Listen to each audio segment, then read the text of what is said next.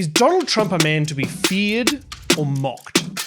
That's the question the Democratic Party has been wrestling with at this year's convention, which at times has felt more like a comedy roast. The only bills he worries about are from his criminal defense lawyers. Donald Trump fell asleep at his own trial. And when he woke up, he made his own kind of history. The first person to run for president with 34 felony convictions. Trump is rich in only one thing: stupidity. 8 years ago, when the Democrats were nominating Hillary Clinton for president, the message was this. When someone is cruel or acts like a bully, you don't stoop to their level.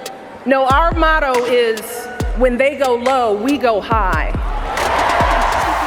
But in 2024, Michelle Obama's husband seemed to be swinging at Trump below the belt. Weird obsession with crowd sizes. It's subtle, but it's actually a significant shift in how the Democrats talk about their opponents.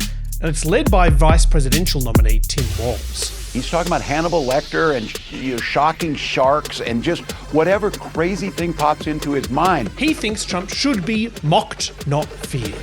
The fascists depend on fear. The fascists depend on us going back. But we're not afraid of weird people. If they go low, we'll come too. You've ruined more models' lives than bulimia. This battle over civility in American politics has been going on for decades. But can the low road lead the Democrats to victory in November? I'm Matt Bevan, and this is If You're Listening. I have been told I have one small thing they would like me to do, and that's to introduce my husband, President Gerald Ford. This is former First Lady Betty Ford speaking at a big event at the museum dedicated to her husband in Michigan. But following her introduction, the man coming to the stage is clearly not her husband.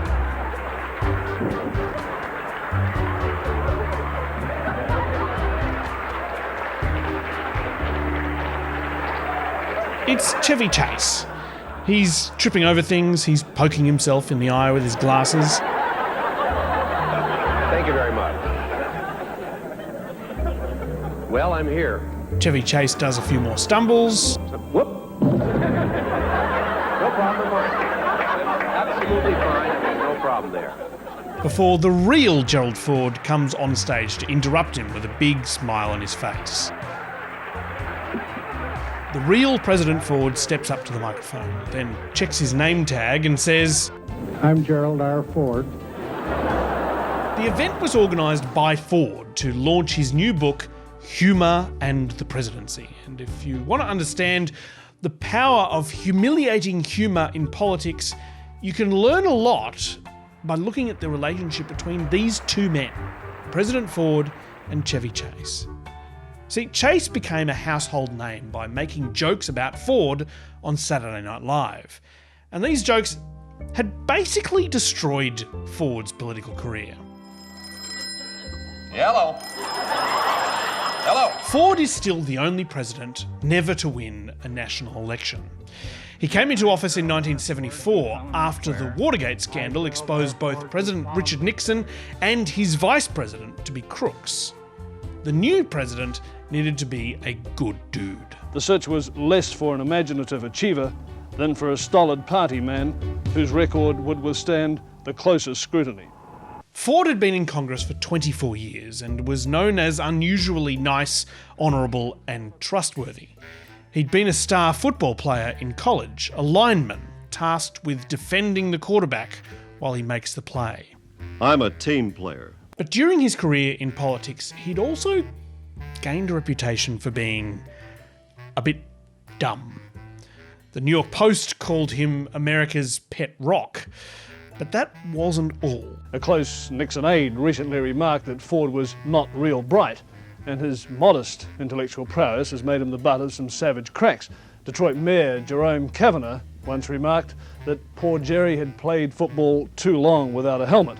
And Lyndon Johnson, who regarded Ford with less than esteem, observed that Ford couldn't find his ass with both hands. Johnson also said that Ford was so dumb he couldn't fart and chew gum at the same time, which the papers sanitised to walk and chew gum. That's where that phrase comes from. All of it was actually quite unfair.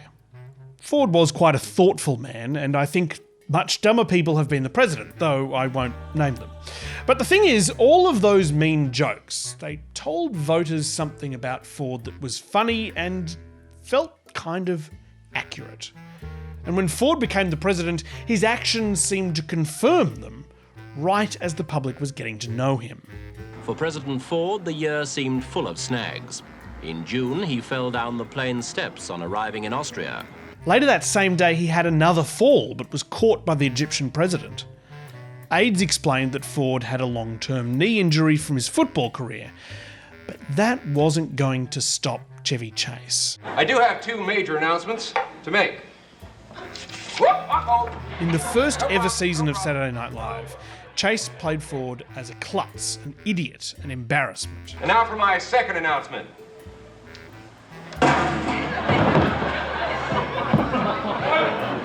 Live from New York, it's Saturday night! It's pretty unlucky to be a president who falls over a lot the same year that Saturday Night Live starts up. It became a national joke. Ford was too dumb to be the president. By the time the 1976 campaign kicked off, any mistakes he made that might have been forgiven in another candidate just confirmed what voters knew about Ford. He was a dummy. Like in the presidential debate, when he seemed not to know where the Soviet Union ended and Europe began. There is no Soviet domination of Eastern Europe, and there never will be under a Ford administration. The Soviet Union clearly already dominated Eastern Europe. For other candidates, a slip-up like this might not have mattered too much, but for a guy who many already thought was dumb, it mattered a lot. He narrowly lost the election and went into retirement. And that's why I was interested in President Ford, as a cautionary tale about what happens when you're running for president and everyone is ridiculing you. But what happened next is kind of remarkable.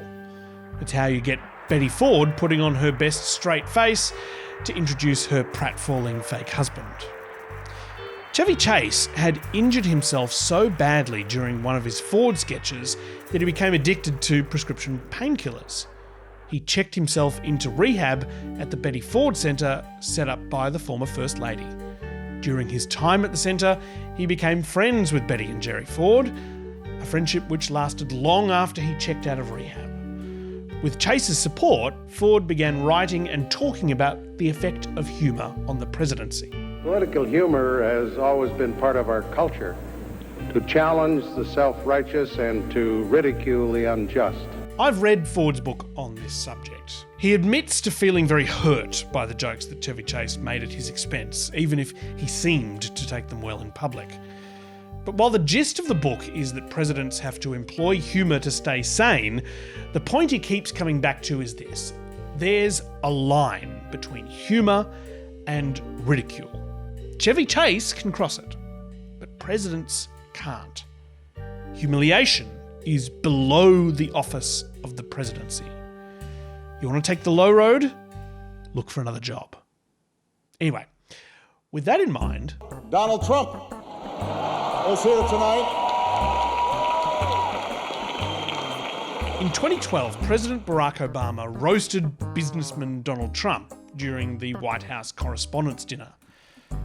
Trump had been spreading a conspiracy theory that Obama wasn't really born in America as a way of dipping his toe into politics, testing the waters for a potential presidential run. But obviously, we all know about your credentials and breadth of experience. Obama riffed on a recent episode of Trump's TV show Celebrity Apprentice for a bit and then said... And so ultimately, you didn't blame Little John or Meatloaf. You fired Gary Busey. And these are the kind of decisions that would keep me up at night. Trump grinned and waved at Obama while the president mocked his lack of expertise and his gaudy casino magnate image. Well handled, sir. Well handled. It was widely reported that he was humiliated by the experience, but I don't think he was. It was attention. He encouraged it. He reveled in it. Trump has always been the human embodiment of the phrase, any publicity is good publicity, and yet he is acutely aware that there is power in humiliating people. He has an unbelievable skill for finding the thing that is most vulnerable about someone's personality and attacking it. Nasty guy. Now I know why he doesn't have one endorsement from any of his colleagues. The frontrunner for the 2016 presidential election was former Florida Governor Jeb Bush, or as Trump called him, Low energy Jeb Bush. This isn't a criticism of his policies or of his record as governor. It's an observation about his demeanour. Hello, I'm Jeb. And the thing is, Jeb Bush kind of was low energy. Please clap. And then there was Senator Marco Rubio, or as Trump called him, He's a little, L-I-D-D-L-E, little Marco. And the thing is, Marco Rubio is a bit short, and he'd been photographed wearing big Cuban heels. He was a little bit little. One by one, he cleared the board of all of his Republican opponents. Jeb Bush expected to win. Gone, right? We're all gone. I miss him. I'm like lonely. No, I'm lonely. There was only one opponent left. And then, of course, we have Crooked Hillary. Crooked Hillary, Bob. Hillary Clinton's response? I don't respond to Donald Trump and his string of insults. She wasn't going to stoop to his level. He can say whatever he wants to say about me. I really could care less. Now, Clinton may have been to the Gerald Ford School of Political Humour. Humiliation is below the office of the presidency. But Ford's experience at the ballot box is maybe more instructive than his book. Like with Gerry Ford, everyone thinking he was a bit dumb, everyone started thinking that Hillary Clinton might be a little bit crooked. And some of the most memorable moments of the campaign just made it worse. I opted for convenience to use my personal email account. The Clinton campaign claims the emails were leaked by Russia. Chelsea Clinton's $3 million wedding was paid for, at least in part, through the Clinton Charitable Foundation. FBI agents have known about the emails for weeks, but only informed the director a few days ago. Ignoring the nickname did nothing. It lingered. Crooked Hillary, which is a very accurate description. Oh, she's as crooked as they come, folks. Just take a look. She's as crooked as they come. I don't care. See, I can say things. Now, Donald Trump does this on purpose. He's not lashing out uncontrollably. It is a clear strategy. My wife said to me the last debate, she said, will you do me a favor? Be presidential. Don't be so vicious. Don't be so hard. Don't call him Little Marco. Don't call him low energy Jeb. Be nice. I said, but if I'm nice, I'll be presidential, but I'm going to lose, right? It might not be presidential, but the low road led him from the audience of that correspondence dinner right up to the Oval Office. It's a lot easier to act presidential than to do what I do. But if that's all it took for him to win, to think of something both cuttingly mean and a little bit true about your opponent, surely someone would have been able to do the same to Donald Trump by now, right? So why has this never worked in reverse? I think there's a few reasons for this. For one, the high road isn't a very funny place. The nicknames people have tried on Donald Trump suck. No one up here is going to call you Donald Trump anymore. We're going to call you Donald Duck. Yeesh. Another reason is Donald Trump was one of the most famous people in the world, even before he ran for president. When he started his campaign, 92% of voters already had an opinion about him. That's the highest familiarity rating for someone who's not already the president in the history of US elections. People already knew who he was, and their opinions haven't changed.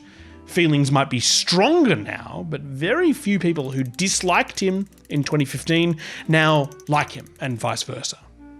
Criticism against him hasn't really cut through because it hasn't told the voters anything new about him. All along, the Democrats have been hesitant to stoop to the level of name-calling and personal attacks. He loves giving people nicknames, usually derogatorily, but I do have a nickname I want to give him. Former President Donald Trump. Nice one, Sleepy Joe. But all of that changed a few weeks ago when this guy came along. I just have to say it. You know it, you feel it.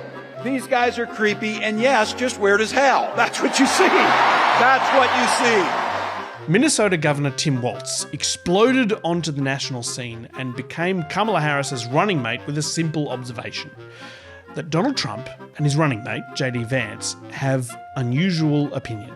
Taking away reproductive freedoms, banning books, raising the price of insulin, trying to hurt labor unions. Nobody's asking for that weird crap. No one's asking for it. Tim Walz's reputation and public persona is that of a stereotypical, normal Midwestern dad. Winning, big dad energy, okay?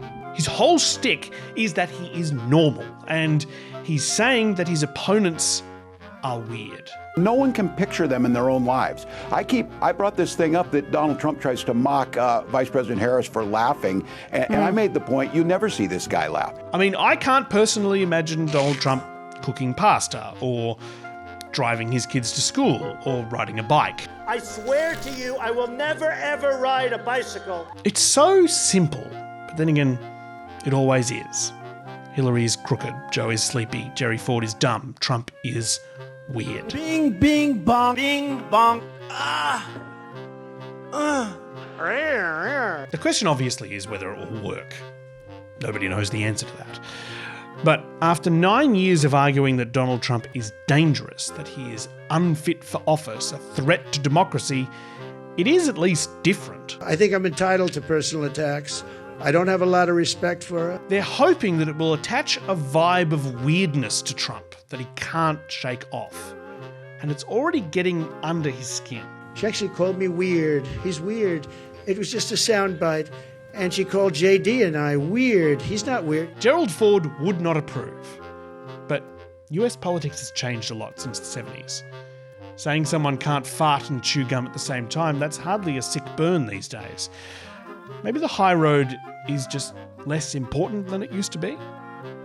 Approval ratings for presidents of both parties have been in the negative for most of the last 20 years. People kind of hate the president, whether he's acting presidential or not. So why not take the low road? You go person, woman, man, camera, TV. Donald Trump's very, very large brain. I'm not a big fan of sharks. The late, great Hannibal Lecter. He'd love to have you for dinner.